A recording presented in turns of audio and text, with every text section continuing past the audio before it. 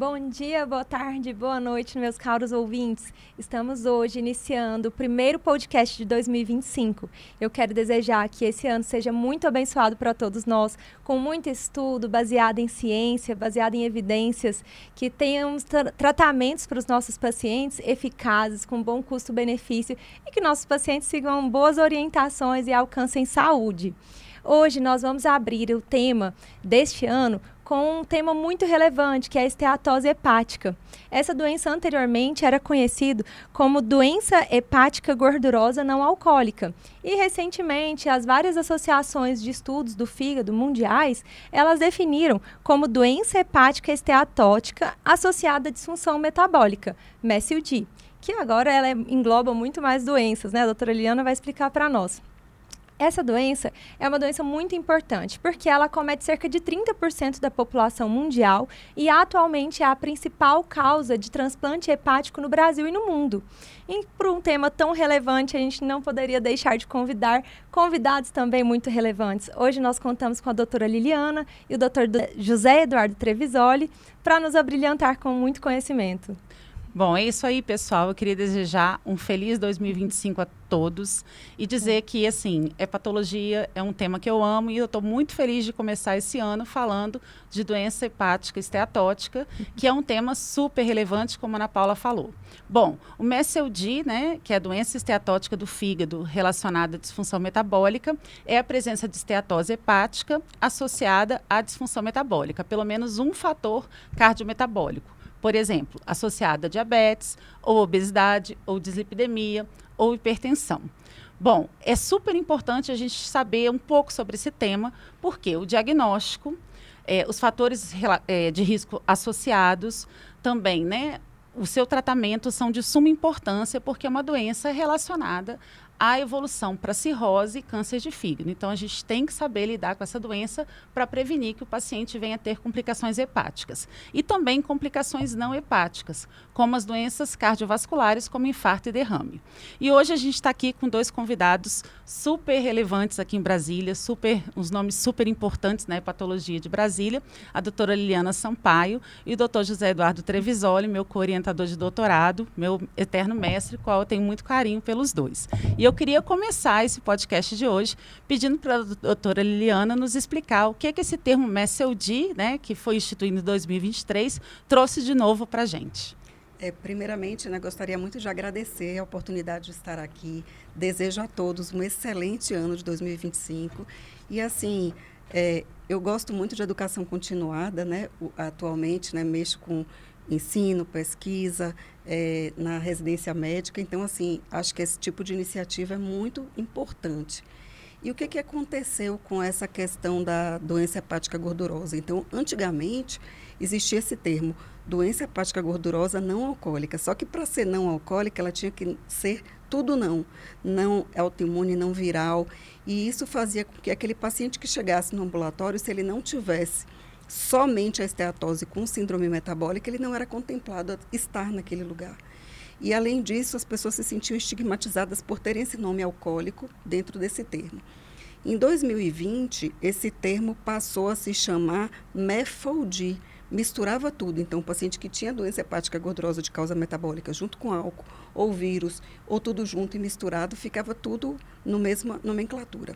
E aí as pesquisas naturalmente, a gente foi tendo a necessidade de explorar qual era o maior componente daquela situação.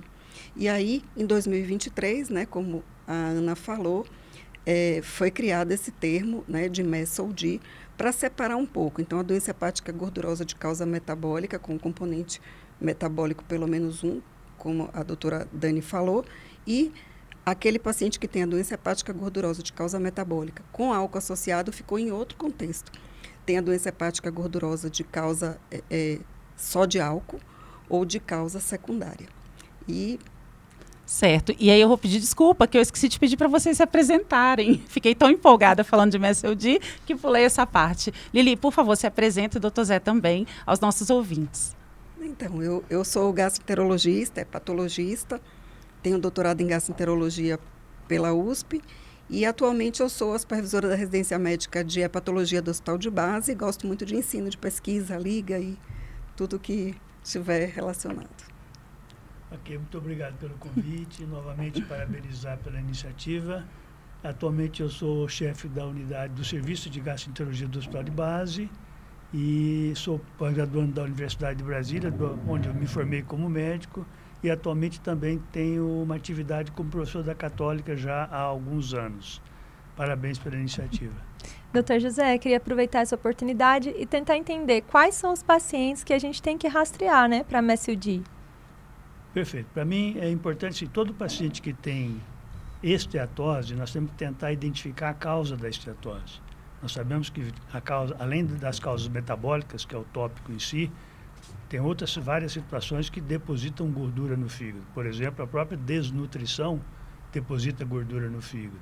Distúrbios alimentares podem depositar gordura no fígado. Então, é importante a gente definir a origem dessa etiologia. Falando especificamente da doença metabólica, todo paciente com síndrome metabólica, com obesidade, com sobrepeso, acima de 45 anos, diabético ou pré-diabético com resistência à insulina, devem ser investigados para a presença de gordura no fígado.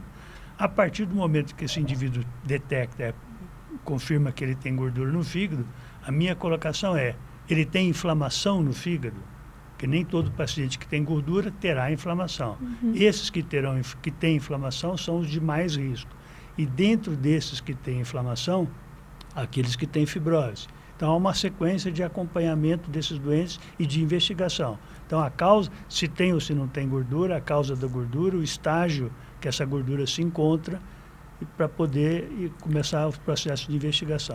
Ótimo, doutor Zé. Quer falar, Lili? Eu só lembro, assim, acho que é importantíssimo isso que ele falou, né? Porque, assim, às vezes, muitos médicos, né, tem aquele paciente, tem aquela oportunidade de estar consultando um paciente obeso, um diabético, um dislipidêmico, né? Então, as várias subespecialidades que cuidam desses doentes, tem que lembrar, né, como o Zé falou, de rastrear a esteatose. E aproveitando aqui que a gente está, né, falando do dia a dia do hepatologista, do gastroenterologista, do cardiologista no consultório, né, do endocrinologista, gineco. Eu queria aproveitar e perguntar para o doutor Zé Eduardo, né? Quando você tem um paciente com ecografia positiva para esteatose, você já pode afirmar que esse paciente tem MSUD? E depois que ele chega com ecografia no consultório, o que eu, como médico, hepatologista, gastrologista, vou fazer para continuar a investigação desse paciente? A definição de esteatose é quando tem um número de hepatose superior a 5% com gordura. A ecografia é um ótimo exame, a ultrassonografia, para poder dizer que acima de 12,5, com alta capacidade de informar se tem ou se não tem gordura. Então, é um ótimo exame a ecografia dizer para a gente se tem gordura. Mas não quer dizer que ele tem doença gordurosa, ele tem gordura. Aí você vai partir para a segunda etapa. Ele tem inflamação? Aí já é um cálculo renal sendo expelido. Porque o ALT, quando está alterada, é um ótimo exame para dizer que tem inflamação. Mas a ALT normal não afasta a inflamação. Ok? Esse é o primeiro ponto. Segundo ponto, ele tem fibrose? Aí a gente tem os métodos não invasivos para avaliar fibrose. Aí entra o FIB4, que é um ótimo teste não invasivo para poder dizer se ele tem ausência de fibrose avançada. Então, se você faz o TI, é um teste simples, que exames de investigação simples, laboratorial, de LT, plaqueta, idade, você consegue verificar se tem ou não um grau de afasta a fibrose nesses pacientes. Aqueles que indicam pelo FIB4 que tem algum grau de fibrose, você vai partir para os métodos também não invasivos, como a elastografia, para poder se tem algum grau de fibrose, que também é um ótimo exame para poder verificar se ele tem fibrose. A partir daí, você confirma, tem fibrose, indícios de ter inflamação e algum grau de fibrose. Então, com esses 3 armas, você pode afirmar se ele tem algum grau de doença mais avançada ou não, algum grau de fibrose ou não. E as atitudes em base dessas informações. Lembrando só, assim, os pontos de corte, né? Acho que é super importante isso que ele falou, acho que ultrassom, tomografia, ressonância, qualquer método que venha a ver esteatose. E a gente medir e lembrar, né, que isso daí está na calculadora, né, Zé? Sim. É gratuito e dá para fazer. E a gente tem ponto de corte. Então, assim, se o paciente tiver um FIB4 acima de 1,3 ou uma elastografia acima de 8,0, você sabe que esse paciente não tem excluído a presença de fibrose. Então, ele tem um risco, pelo menos moderado a grave, de ter uma fibrose moderada a grave. Então, esse paciente merece um rastreio melhor. E acho que é muito importante isso que ele falou da LT, né? A LT, às vezes a gente vê a LT normal. E a LT normal e a coisa lá dentro está acontecendo e a gente não está vendo. E aí, falando de métodos não invasivos, que eu não consigo não deixar de falar, né? Eu acho que a gente comentou dos cutoffs, né? Que realmente nos pacientes abaixo de 35 anos, o FIB4, ele é não indicado, porque, né, esses pacientes favorecem aí a ausência de fibrose. Acima de 65 anos são sugeridos novos cutoffs para esses pacientes, porque pode aí indicar fibrose, né, com falso positivo. E no Fibroscan, né, que é o meu método que eu faço, ele é contraindicado nos pacientes para você afirmar, né, fibrose avançada nos pacientes com obesidade mórbida. Uhum. Então, você não pode dizer, né, para esses pacientes, sugerir que é fibrose avançada, porque a gente sabe que pode ter uma superestimação aí da questão da esteatose, esteatohepatite, como você também não pode usar as regras do Baveno para sugerir endoscopia, porque também pode estar superestimando a fibrose. Então, a gente tem que lembrar, que eu gosto sempre de lembrar, que esses métodos também têm seus vamos dizer, limitações, ajustes, né? Seus ajustes. Da mesma maneira como a LT muito elevada, a elastografia pode ser falsamente Exatamente. estimada. Perfeito. Doutora Lili, eu queria entender se existe algum teste genético que pode prever a maior evolução de alguns pacientes, né, para cirrose ou para câncer, esses pacientes com MSUD. Então, a gente tem, né, os polimorfismos, sobretudo o mais importante que é do PNPLA3. Esse polimorfismo, ele vai fazer com que aqueles pacientes sejam susceptíveis a terem evoluções piores, tanto de fibrose como de carcinoma hepatocelular. Mas, assim, não é uma coisa que a gente vai sair pedindo a todo mundo, porque, do ponto de vista prático, qual vai ser a mudança de conduta, né? Então, acho que a gente tem que sempre ver, assim, o que a gente muda com essa informação. Eu acho que naquele paciente magro, que tem aquela síndrome metabólica, que tem a gordura no fígado inflamada, a gente precisa dizer para ele, olha, você tem que ter um controle mais rigoroso, você tem um quadro genético que te propicia uma evolução pior. E eu acho que para adesão é melhor para esses pacientes que têm o chamado Lean-NASH. Mas para todos os grupos, não. Mas a gente tem outros polimorfismos também vêm sendo estudados, mas o que está mais útil hoje, do ponto de vista prático, a gente consegue usar o PNPLA3. Eu acho que nós vamos chegar nessa época. Nós ainda não estamos nessa época. Tem trabalho mostrando que, não trabalhando com a genética em si, mas com transcriptoma, que é uma etapa posterior à informação genética, tem grupos diferentes que poderão evoluir ou não evoluir para a doença. Mas isso é trabalho experimental ainda. Sabemos que existem diferenças, que a genética influencia, porque a doença não vem em todas as pessoas que têm a gordura no fígado. Perfeito. Vem num grupo. E qual é o grupo? E se a gordura tem no fígado, que é um órgão que corresponde a praticamente 2% do peso corporal, ela tem gordura na artéria, que vai para o coração, na artéria que vai para o cérebro, ou seja, a doença não é localizada no fígado.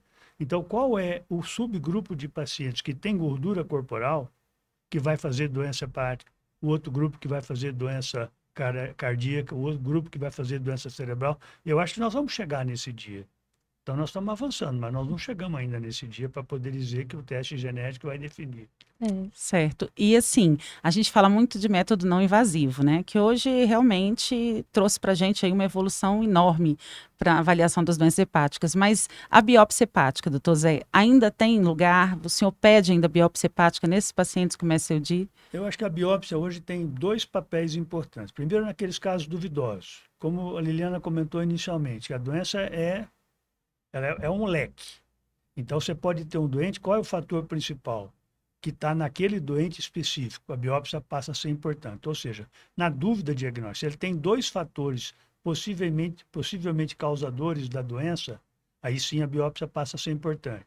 Eu sempre cito, imagine uma moça jovem, obesa, com sinais de doença autoimune que, ao mesmo tempo que tem alteração metabólica. A biópsia vai me definir se isso é uma hepatite autoimune ou se vai me definir se isso é uma esteatohepatite, e o tratamento vai ser completamente diferente nas duas situações. Então, a biópsia, para elucidação dos casos diagnósticos, eu acho que é fundamental. E o segundo ponto, hoje em dia, que a gente fala, é nos casos em que o doente vai entrar no protocolo de tratamento para você comparar se ele recuperou parcialmente, reduziu a fibrose ou não, ou recuperou do processo inflamatório ou não. Então, eu acho que a biópsia, nesse caso, também deve ser, porque nós estamos num mar meio revolto ainda. Então, nós temos que ter dados. E o estudo é exatamente nesse sentido. Nesses dois casos, eu acho que a biópsia. No dia a dia, raramente eu indico biópsia que não ser com dessas duas exceções. Certo.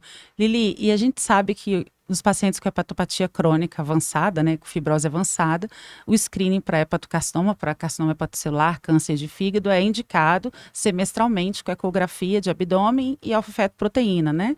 Porém, nos pacientes que têm MESH-CLD sem cirrose, né, ou aqueles que têm MESH sem cirrose, como é que a gente faz esse screening? Está indicado esse screening? Você faz esse screening? Então, o que a literatura fala? Que esses pacientes que não têm fibrose avançada, eles não têm custo-efetividade de você fazer o rastreio semestral de nódulos hepáticos, porque do ponto de vista de custo-efetividade, você precisa ter uma incidência maior do que 1,5% ao ano de risco de carcinoma hepatocelular para isso se justificar.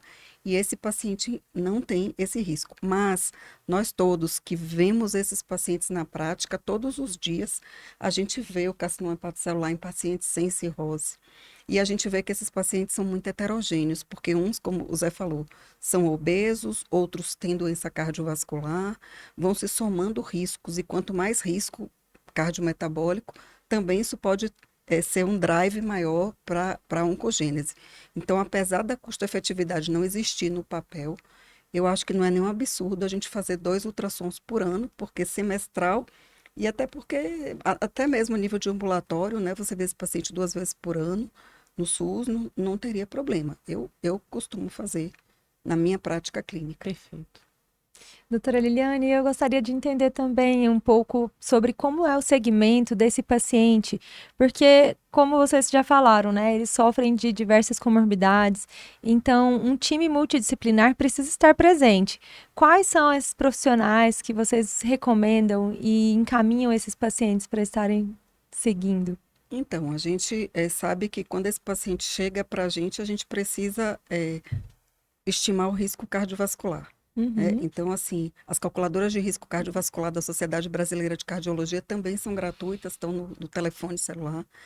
E acho que a gente tem uma oportunidade de colocar o LDL desse paciente num nível que seja aceitável para o esperado pelo risco que ele tem.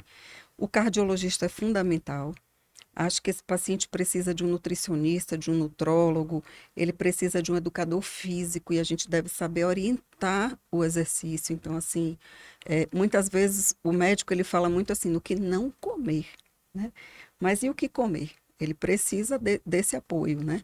O exercício também. Então, assim, a gente fala, faça exercício aeróbico junto com exercício de resistência. Mas existe uma especificação bem direitinho, né? Então, assim, você tem que fazer pelo menos 4 a 7 vezes por semana, 3 séries de repetição de musculação, os 150 minutos por semana.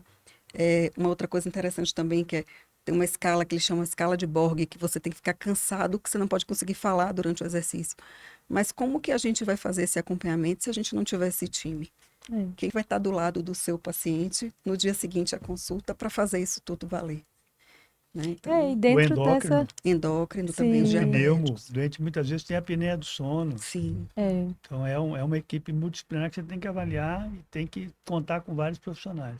E a imagem também, né, Zé? Acho que precisa ter um médico que faça uma imagem adequada, que você confie no método, né, que você está A Liliana seguindo. comentou, fazer ecografia com 2 vezes ao ano. Eu sempre recomendo, faça com a mesma pessoa, repete com o mesmo profissional, porque ele aprende a conhecer o fígado daquele indivíduo. Então, é uma doença que envolve multiprofissionais. A doutora Liliana já citou algumas das mudanças, né, de estilo de vida. O senhor também tem, doutor, alguma mudança de estilo de vida que o senhor passa para os seus pacientes e orienta, e algum tipo de dieta ou quantidade, qualidade de exercício físico? Ana, eu vejo 3 pontos principais. Um é emagrecer. Uhum. Então, é fundamental que o doente emagreça. Para ele emagrecer, ele tem que pensar, eu penso, onde você erra? Você erra de manhã, de tarde ou de noite? Você erra de segunda a quinta ou sexta, sábado, domingo? Então, por que ele está com o peso acima do limite? Ele está porque ele come muito ou ele gasta pouco?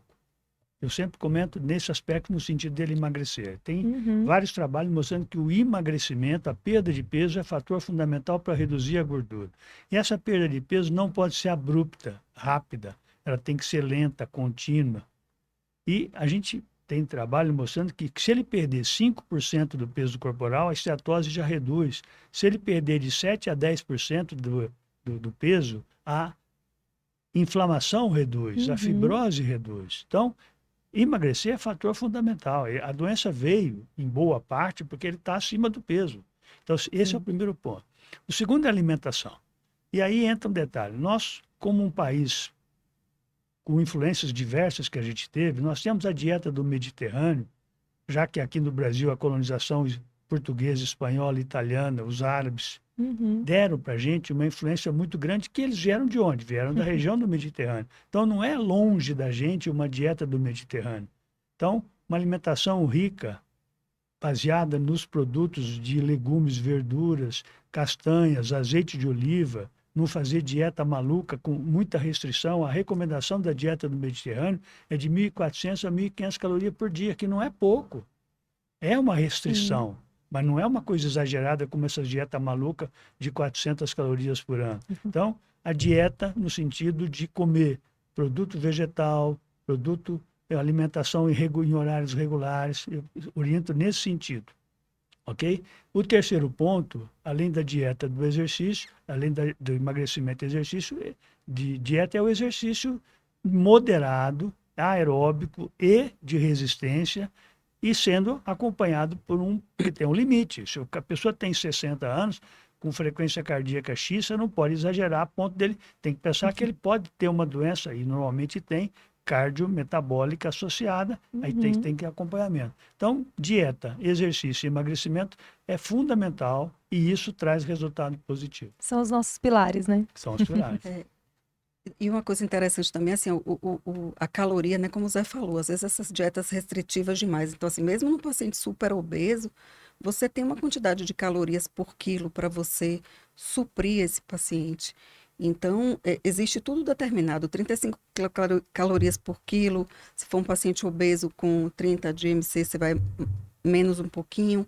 Mas, assim, essas dietas de passar o dia inteiro comendo só um ovo, um chá, esses chás emagrecedores também são um risco, né, Zé? Também deixa eu aproveitar aqui para puxar a sardinha para que milagre não existe, né? Então, as pessoas pegam muito erva, começa a tomar um monte de produto, um monte de fórmula milagrosa, o que tem de gente aí sendo enganado, fazendo enema de café, um monte de coisas absurdas, né, para desidratarem e não perderem a gordura, que é o que a gente está conversando aqui. Outro ponto importante que a Liana está comentando é assim, os exercícios servem para aumentar a massa muscular, porque dentro do raciocínio de que você aumentando massa muscular, você aumenta o consumo, aí melhoraria o equilíbrio como um todo. Aí o pessoal usa hormônio para aumentar a massa muscular. Aí que a coisa pipoca. Outra coisa, evitar o uso de bebidas açucaradas. Frutose é um mal danado. Então, essas bebidas, esses alimentos processados, tem que tirar suco de fruta. Suco de fruta não deve ser tomado, é frutose pura. E aí deve chupar a fruta, engolir o bagaço é uma coisa. Tomar suco é outra coisa. Então, tem uma série de detalhes da dieta que são fundamentais para poder melhorar esse indivíduo como um todo. Eu brinco que tem aquele famoso ditado, né? Desembalar menos e descascar mais. Eu acho que a gente tem que voltar a fazer isso. Bom, alimento minimamente processado. Eu acho que esse termo é interessante. Interessante mesmo. Alimento minimamente processado. E assim, a gente falou até agora do tratamento não farmacológico, né? E eu queria perguntar para a Liliana... Só uma coisa que eu lembrei aqui que a gente está falando, essa questão da massa muscular. porque essas dietas também, se a gente não observar a quantidade de proteína que a gente vai colocar nela, isso pode ser um risco. Então, assim, sobretudo se o paciente for cirrótico. Então, a gente tem que cuidar de 1,5 grama por quilo por dia de proteína, né? Pelo menos 1,2. E lembrar que nessas dietas muito restritivas, se você não coloca proteína, quanto mais você perde músculo, a sarcopenia pode piorar a esteatose e piorar a evolução de fibrose. E o consumo metabólico. Né? E ainda lembrando, a gente vai lembrando de coisas. Vai. Puxando. O papo é... Gordura. A dieta no Mediterrâneo envolve gordura. Então, essas dietas que você põe 0 de gordura não faz bem ao fígado. Então, agora você não vai comer gordura do tipo de gordura. Então, a dieta no Mediterrâneo envolve a gordura do peixe, a gordura do azeite. Isso é gordura boa, você não tem que tirar. Sim. Você tem que moderar, mas não deve tirar. Certo. Entrando no tratamento farmacológico, eu queria perguntar para a Liliana o que a gente tem disponível de tratamento farmacológico, que hoje a gente sabe que o não farmacológico é o carro-chefe, né? O que a gente tem até disponível para os nossos pacientes. E o que a gente tem de farmacológico? Então, vários estudos, né, ao longo dessa última década, eles vêm demonstrando, assim, para pesquisas, por exemplo, em pacientes diabéticos, em pacientes obesos não diabéticos, foram usadas algumas medicações que nesses pacientes, além do efeito buscado na questão da obesidade e da diabetes, foram observados que esses pacientes melhoravam esteatose, melhoravam fibrose, e isso a gente começou a incorporar na nossa prática clínica. Então, os estudos vêm sendo conduzidos também para MASH, que é a inflamação do fígado, e todos os estudos de registro de drogas usaram pelo menos a fibrose de 2 como critério de inclusão nos estudos. Então, o número 2 para a gente é fibrose 2, ou quando você não consegue excluir que aquele paciente esteja livre de uma fibrose, né, com aqueles pontos de corte que a gente conversou no começo, a gente vai indicar um tratamento medicamentoso. O problema é que só temos uma droga hoje no mundo, que foi aprovada agora no meio do ano, para a doença hepática gordurosa inflamada, que é o resmetirom, que age especificamente no fígado, mas é uma droga extremamente cara que não está pronta para a nossa prática clínica. O que a gente faz na prática? Então, por exemplo, a semaglutida, né, mostrou efeitos super benéficos. Tem um estudo Essence que mostrou agora os dados da semana 72 no ASLD. E esse estudo, ele mostrou, nessa semana 72, ele queria mostrar o quê? Que a semaglutida para a doença hepática gordurosa, ela diminuía a fibrose sem piorar a inflamação e diminuía a inflamação sem piorar a fibrose, que são pré-requisitos que o FDA usa para aprovar drogas. Então, o resmetirom está aprovado condicionalmente, esperando que esses efeitos sejam prolongados a longo prazo, e a semaglutida é uma esperança que isso vá acontecer em breve.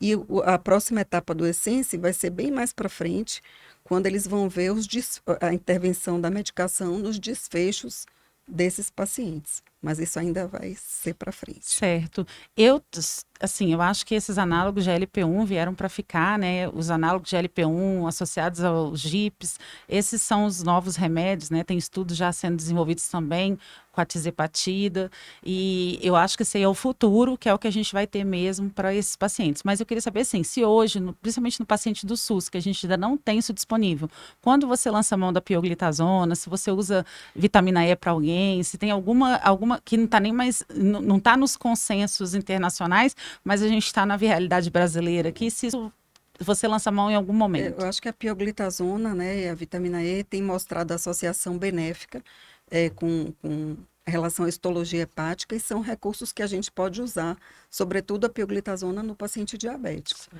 E assim, lembrar que quando o paciente entra no nosso consultório, a gente tem que lembrar de tratar, porque a obesidade, só 1 a 2% dos elegíveis para tratar hoje estão sendo contemplados para tratar. E o conceito de tratamento de obesidade é o IMC acima de 30 ou de 27 com comorbidade. E recentemente a Associação Europeia de Estudo de Obesidade trouxe uma nova informação, que é você medir cintura-altura. Então, naquele paciente que tem um IMC de 25, mas tem cintura-altura maior que 0,5, você já pode tratar. E aí você vai tratar para obesidade. O que é que a gente tem aprovado no Brasil? A gente tem associação de naltrexona com bupropiona, a gente tem semaglutida 2,4, então a gente tem algumas medicações, né, liraglutida, que a gente pode lançar mão. E nesse paciente que é obeso, se você lançar mão de uma medicação que faz efeito sobre a obesidade, como o Zé falou lá atrás, que você tratando isso, você melhora a esteatose. E você sabe também que algumas dessas drogas também têm efeito na fibrose, na inflamação. Então, a gente pode usar no diabético, no obeso, drogas que também têm um efeito benéfico no fígado. Eu acho que a gente, como hepatologista, está pensando muito na fibrose. Esse doente não tem só fibrose. Nós temos que pensar no diabetes, nós temos que pensar na obesidade, na resistência à insulina. Então, nós vamos tratar isso. O detalhe é que esses estudos com essas novas medicações, que nem você falou, os GLP, os agonistas de GLP, os GIP, essas medicações, elas ainda não têm os dados sobre os benefícios que elas poderão fazer, estão aí em fase 2, fase 3, sobre a fibrose barra esteatohepatite. Talvez a gente tenha esse resultado positivo. E quando a gente vê esses dados, os resultados dos estudos, o que me chama a atenção é o seguinte: o placebo, que eles comparam, inicialmente comparou, por exemplo, semaglutida com placebo. O resultado para melhorar fibrose ou reduzir a inflamação, placebo, está de 20% a 30%. O que faz um placebo ter uma ação de 20%? Acho que a dieta e o exercício físico que também estão... de vida, porque esse paciente, que a Eliana falou, quem entra no estudo tem uma série de condições. E esse paciente, ao entrar no estudo, ele sabe que ele tem uma doença importante. E esse estudo foi dirigido para fibrose, grau no mínimo 2, ou já cirrose não descompensado. Então, esse doente entra numa programação de vida que ele sozinho modifica alguma coisa na vida dele. Porque é diferente de você comparar, por exemplo, na época que nós tratamos hepatite, os nossos estudos de hepatite C, a taxa de eliminação do vírus da hepatite C na fase crônica era 0. Então, quando a gente comparava o medicamento, quando ele dava 20%, era 20 versus 0. A gente até comemorava. Ué, como é que você compara 50 versus 20? Esses 20 vieram de alguma outra coisa incompetente. Então, a dieta, o exercício, a mudança de vida já tem um papel. Eu acho que nós vamos chegar na época da medicação. Agora, qual é o preço que ela vai chegar? Quando que ela vai chegar? E a associação de medicações. Né? Muito provavelmente. E eu tenho uma pergunta polêmica, doutor. Quando ou Tudo se é polêmica, vocês... Né? Essa é muito babado. Polêmica. Vocês permitem algum consumo de álcool pelos pacientes com MESILD não cirrótico ou MESILD cirróticos? Eu vejo assim, os estudos iniciais, transversais, é bom frisar isso, mostravam que o álcool poderia ter algum benefício. Não especificamente nesse grupo de população, mas que tinha benefício para a pessoa como um todo. Tanto é que várias sociedades de cardiologia recomendavam tomar uma taça de vinho por dia, como benefício à questão cardiológica. Os estudos mais recentes, longitudinais de acompanhamento, e é engraçado que um dos primeiros foi coreano. Okay? E eles mostraram que poderia, a conclusão dela foi condicional, poderia trazer algum efeito maléfico, que foi confirmado posteriormente. Então, só que a população mudou. O índice de sobrepeso e obeso hoje, na década de 2025, é diferente de 1970, 80. Então, nós estamos numa situação que hoje, para pacientes que têm fibrose grau 4, ou seja, já é cirrótico, a recomendação é não usa álcool. Naqueles pacientes que têm esteatose e não têm fibrose, qual é o nível de álcool seguro? Não tem. Nós não temos esse dado. Uma coisa interessante também, sabe o que é, Zé? As pessoas perguntam muito assim, e se eu tomar cerveja sem álcool? Tem cerveja sem álcool que é mais calórica do que a cerveja com álcool. Que entra caloria. Eu concordo com o Zé, assim, eu acho que assim, não tem nível seguro de álcool. Eu acho que assim, o paciente ele tenta muito assim, dividir essa culpa com o médico, sobretudo nas épocas de festas, né? Tipo, eu posso beber, eu tenho esteatose, eu tenho fibrose. Então, assim, a gente não tem esse limite seguro. Uma outra coisa também é que o álcool ele provoca vários tipos de doença, vários tipos de câncer. Então, assim, não seria o hábito que a gente orientaria para os nossos pacientes. Mas eu acho que as pessoas têm que ter um bom senso e para fibrose avançada é 0 de álcool. Tá. Os pacientes que não têm fibrose avançada, você tem que discutir qual é o fator mais importante naquele indivíduo e o limite. O doente tem que ser responsabilizado e tem que assumir os possíveis erros que ele comete ao longo da vida, como todos nós. Doutor Zé, e o café, né? A gente sabe que tem estudos que mostram o café como benefício. O que o senhor acha do café? Tem trabalho em cirrótico mostrando que o café é benéfico no sentido até de reduzir câncer de fígado. A prevalência de câncer de fígado nesses doentes parece ser menor. Eu não sou contra o uso do café, eu acho um ótimo produto. Eu evito o café naqueles pacientes que têm problemas cardiológicos, arritmia cardíaca, o café pode trazer problema. Mas para o doente hepatopata, o café eu não proíbo. E cafezinho coado é bom. Ai, doutora Liliana, eu queria entender um pouco sobre o que é a sarcopenia, como que a gente diagnostica e como que seria conduzir a obesidade sarcopênica. Então, esse é um problema, né? Porque a sarcopenia, ela demonstra, né, piores desfechos em todos os pacientes, né? Com mais risco de cardiovascular também, de piora de esteatose. Pacientes cirróticos descompensam a cirrose. Então, assim, em 2018 teve a primeira vez a chamada atenção para a necessidade da gente pegar esse paciente com IMC de 30 e procurar sarcopenia. Sarcopenia, a gente não tem um guideline para o paciente hepatopata, a gente usa o guideline do que é aproveitado dos idosos. Ele foi atualizado agora em 2018 e é o quê? Você tem que ter baixa massa muscular junto com baixa força. Então, a baixa massa você acessa por bioimpedância, DEXA. Se você não tiver num centro que tenha isso, você pode ir por prega cutânea, medida de pequenos músculos. Você pode medir o PSOA se você tiver em um ambiente de pesquisa que você vá na tomografia. E a baixa força você pode ir ou com dinamômetro, que é uma coisa que a gente usa em pesquisa, mas no dia a dia você tem uma cadeira, você pede para o paciente dobrar os braços assim sobre a frente e levantar e sentar 5 vezes. E cronometra quanto tempo ele faz isso. Então, se ele tiver um teste da cadeira ruim, junto com um desses outros métodos para medir massa ruim, ele vai ser conceituado como sarcopenia. E o que a gente faz? A gente vai colocar esse paciente para ingerir, se for cirrótico, pelo menos 1,2, 1,5 gramas de proteína por quilo. Tem guidelines que colocam até 2 gramas por quilo. E a gente vai cuidar também do exercício, né? Para que esse paciente, o cirrótico, lembrar também dos aminoácidos de cadeia ramificada. Muitas vezes eles vão depurar a amônia usando o músculo, e isso vai perder os aminoácidos, né, de cadeia ramificada, e a gente vai precisar repor. Lanche noturno também no cirrótico, sobretudo se for obeso sarcopênico, também lembrar disso. Que é importante, né? Certo. Com Doutor certeza. Zé, a gente tem visto os novos medicamentos aí, os análogos de LP1, né, os novos medicamentos surgindo para o tratamento da obesidade e, consequentemente, do MSLD agora, né, recente no estudo Essence, apresentado aí no ASLD.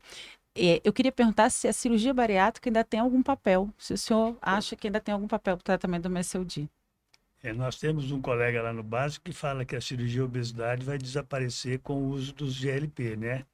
Então, mas eu acho que ainda tem papel. Eu acho que a cirurgia de obesidade ela é efetiva para reduzir peso, ok? Se reduz o peso, pode reduzir a doença hepática. Só que nós temos limites.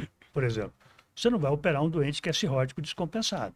Você não vai fazer cirurgia de obesidade no cirrótico descompensado. Então, a cirurgia de obesidade tem 2 técnicas. Tem a técnica puramente restritiva, que é o sleeve, que você abanda a gástrica para diminuir o tamanho do estômago, e tem uma que você faz a redução associada ao bypass gástrico.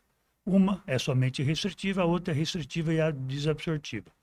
Comparando as 2 técnicas, primeiro que cirrótico descompensado não faz. Segundo que no cirrótico, o sleeve, que perde menos peso, é melhor, porque dá menos complicação pós-operatório do que o bypass.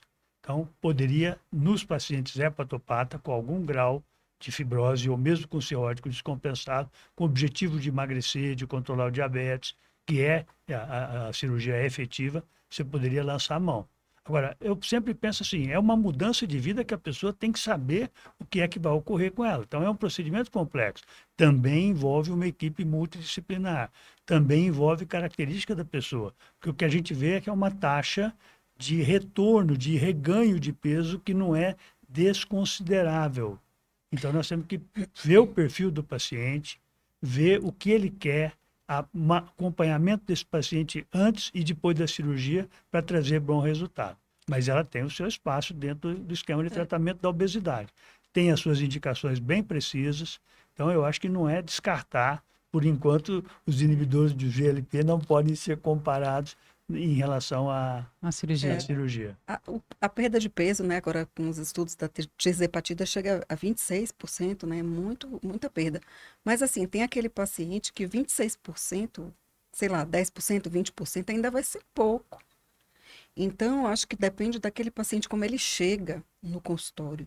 Então, se é uma pessoa que chega com 230 quilos, você vai precisar de um ajuste maior. E lembrar também que a doença, como ela é sistêmica, a gente não vai poder, assim, não tem uma cura, não tem assim, eu vou fazer uma bariátrica e vou ficar curado. Então, ele vai precisar também de associar medicamentos para evitar o reganho no pós-cirúrgico. E antes da cirurgia também, fazer uma estratégia para já entrar um pouco menos, mas assim, dificilmente esse paciente vai ficar bariátrico e sem medicamento. Eu falo para o doente que pensa em fazer cirurgia bariátrica, eu falo assim, uma coisa é você não querer comer, ou querer comer pouco. Quando você faz a cirurgia, você não tem mais o querer. Ou você para de comer, ou você vai ter efeitos indesejáveis. Então, é uma mudança de vida. A pessoa tem que estar preparada para poder querer fazer a cirurgia bariátrica. Mas, repito, tem as suas indicações. Certo. Com a popularização da calculadora de risco cardiovascular, ela já fornece para nós qual a estatina que a gente vai usar, mas as pessoas ainda têm um medo do uso da estatina no cirrótico. Tem aplicabilidade e vocês recomendam o uso da estatina para esses pacientes? A estatina, ela é segura. Acho que é bastante tranquilo, né? A gente tem visto ao longo do tempo e, assim, o benefício supera o risco. E a calculadora, realmente, ela já dá pra gente, assim, qual é a dose, qual o tipo de estatina e se você precisa de estatina associada. E é bem fácil a gente colocar, pelo menos, esse paciente no primeiro eixo e mandar ele estratificar melhor, porque, às vezes, o paciente tem um risco ali intermediário cardiovascular e você restadia ele, às vezes fazendo um score de cálcio, às vezes um eco de carótida. Então, esse paciente, mais para frente, pode ser que ele tenha que usar um nível de corte de LDL abaixo de 50. Então, às vezes, ele tem uma doença clinicamente manifesta arterial. E a gente, assim, não lembra de perguntar, você tem claudicação? Você tem algum, né, falta de ar? Então, quando você começa a colocar angina, aí, às vezes, você já tem esse ajuste, sim. A estatina é maravilhosa. Acho que foi uma das coisas que trouxe um novo paradigma aí para a humanidade, né, em relação a essa prevenção de morte cardiovascular. Tem gente que recomenda botar na água. Igual você coloca flúor, na caixa d'água, né? E lembrando de dente. que pode ser usado em paciente cirrótico compensado, que não é para ter medo, né, de usar a estatina. Bom, eu queria perguntar para o doutor Zé quais são as formas de prevenção da MSLD. O que a gente pode falar assim, para a população, como prevenir a esteatose hepática? Eu acho que é hábito de vida. Eu penso assim, nós estamos numa fase em que o trabalho é muito mental, nem sempre intelectual, mas é mental. O trabalho mental leva a gente a gastar pouca caloria, ponto 1. Por outro lado, gera estresse. E como comer é prazeroso, a gente está usando o alimento como fonte de prazer para superar os estresses do trabalho mental. Então, o que está acontecendo? Sobrepeso, obeso. Num doente geneticamente suscetível, vai ter doença. Isso é que eu penso. Eu acho que nós temos que tentar entender a fase de vida, porque antigamente as pessoas trabalhavam na roça, carpinando, gastando energia. A preocupação era outra. Hoje a gente não trabalha nessa forma, mas chega em casa cansado. Se não tiver uma vida organizada, chegando em casa cansado depois de um dia de trabalho, vai comer o quê se não tiver uma organização de vida, uma organização de casa, uma organização da sociedade? Vai comer porcaria. Vai para o fast food, vai para o alimento processado, vai para o refrigerante e assim por diante. Eu acho que essa é a questão principal. Eu vejo a doença numa fase contemporânea de vida que nós estamos vivendo. Certo. Doutores, eu achei que a nossa discussão foi ótima. Vocês abordaram muito bem vários tópicos importantes, né, sobre a esteatose. E eu queria saber se você, doutora Lili, doutor José, tem alguma mensagem final para deixar para os nossos ouvintes. Eu acho que, assim, como médicos, né, que pensem na doença hepática gordurosa, que faça um rastreio nessas populações de risco de pacientes obesos, sobrepeso, como o Zé falou, diabéticos, dislipidêmicos, e que a gente possa usar ferramentas simples, se não tivermos acesso à elastografia, métodos laboratoriais, AST, ALT, idade, né, plaqueta, coloca na calculadora ali, vê qual é o risco desse paciente desenvolver fibrose e vamos alinhar para que ele possa ter as medidas, né, de perda de peso, mudança de estilo de vida e, às vezes, farmacológica também para tratamento de comorbidade, de obesidade e também do MESH para que a gente possa evitar que esse paciente chegue a um câncer ou uma cirrose e muitas vezes a gente descobre só que tem quando vomita sangue, né? Então a gente não pensar nisso antes, quanto antes a gente puder, melhor. Eu acho que nós estamos final de ano, início de um novo ano, época de repensar. Eu penso assim, a gente como pessoa é uma mistura de informações genéticas dos pais, que a gente não tem controle, o que eu recebi dos meus pais, o que eu vou passar para os meus filhos, a gente não tem isso, com a vida que a gente leva.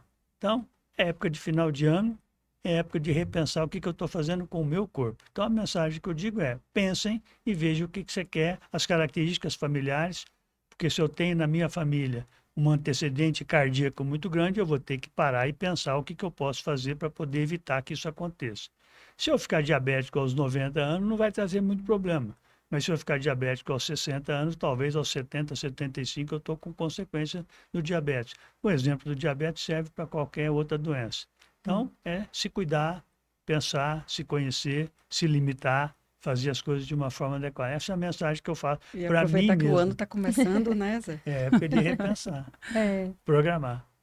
Bom, é isso. Eu acho que o nosso podcast foi muito, muito bom, foi muito esclarecedor. Eu só posso agradecer a presença do Dr. José Eduardo Trevisoli, da doutora Liliana Sampaio, agradecer a Ana Paula pela parceria, tem sido ótima. E assim, começar um 2025 com o pé direito, eu acho que a gente está fazendo isso.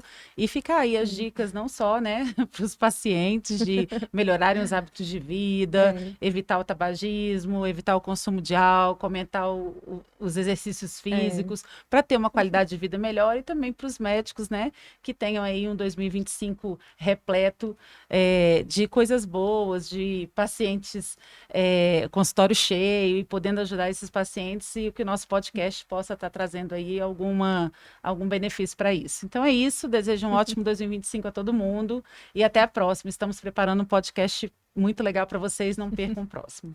Contamos com vocês, um abraço. Beijo enorme.